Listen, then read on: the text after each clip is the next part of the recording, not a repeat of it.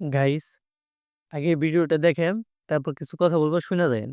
Guys, আজকে আমি bathroom থেকে ভাত খাবো, প্লিজ ভিডিওটিতে একটা লাইক করে দিবেন। Support support.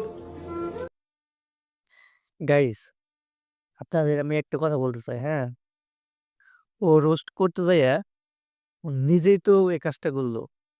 তাহলে কি হইলো ভাই? আবার লেখছে আরো দাও গ্রামে ওয়াইফাই।